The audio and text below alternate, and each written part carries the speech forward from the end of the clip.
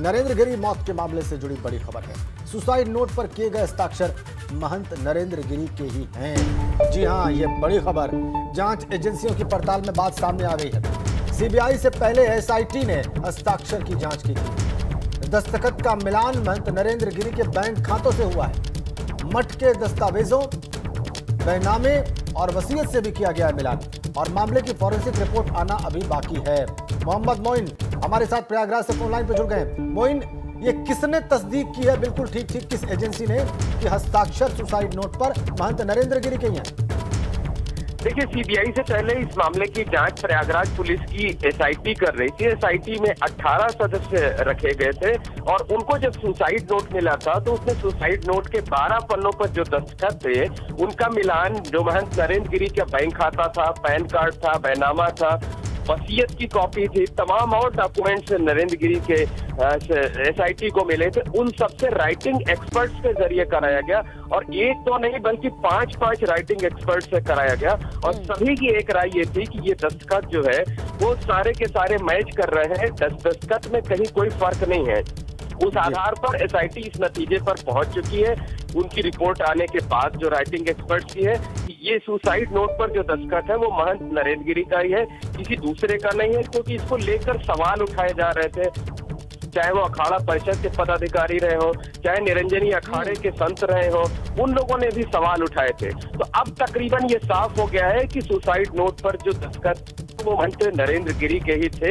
हालांकि इस बारे में अंतिम बात वही मानी जाएगी जो फॉरेंसिक रिपोर्ट कहेगी। फॉरेंसिक लैब की रिपोर्ट अभी सामने नहीं आई है, लेकिन माना यह जा रहा है कि जो राइटिंग एक्सपर्ट है, एक तो नहीं बल्कि 5, उनकी जो रिपोर्ट आई है उससे लगभग ये साफ हो गया है कि सुसाइड नोट पर दस्तखत महंत नरेंद्र गिरी के ही थे। हालांकि सुसाइड नोट पर कंटेंट की लिखावट है, उसको लेकर के जो एक्सपर्ट है वो एक राय नहीं है।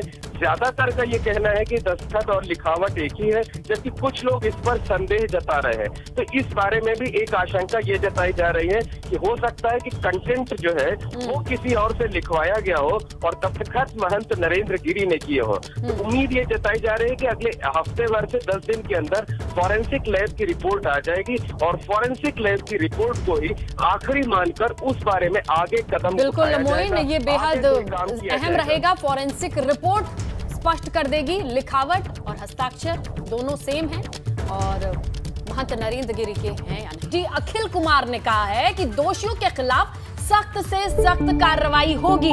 देखिए कहा खूब जा रहा है, ये एक कमाल की चीज है कि एक स्टेज पे लोग आके कह रहे हैं कि सख्त से सख्त कार्रवाई होगी, लेकिन दूसरी तरफ सबूत ढूंढे जा रहे हैं। 72 घंटे का वक्त बीता जा रहा है और खाकी के ऊपर लगा इतना बड़ा दाग, इसे क्या कह के धोना है या फिर कुछ करके धोना है, अब इसी पर निगाहें टिकी रहेंगी। चाहे ये परिवार हो मनीष गुप्ता का या फिर उत्तर प्रदेश की जनता जरूर देखना चाहेगी कि अगर गुनाह करने वाला खाकी पहने तो उसे साफ करने के लिए कितने एक्शन में आएगी ये पुलिस, कितने जल्दी अपराध को अपराध समझा जाएगा, इररिस्पेक्टिव टू दैट फैक्ट कि उसने किस कलर के कपड़े पहने हैं, किस तरीके से एक्शन लिया जाएगा, कितना टेक्नोलॉजी इस्तेमाल किया जाएगा, ये बेहद अहम है। लेकिन अभी एक और स्टेज पे कहा गया है बड़ी सख्त कार्रवाई होगी। राजेंद्र बिल्कुल, और आप गोरखपुर जोन के सबसे बड़े पुलिस अधिकारी ये बात कह रहे हैं, लेकिन मुख्यमंत्री के कहने के बाद, बड़े पुलिस अधिकारी के कहने के बाद भी साक्ष्य संकलन की जो रफ्तार है वो बहुत धीमी,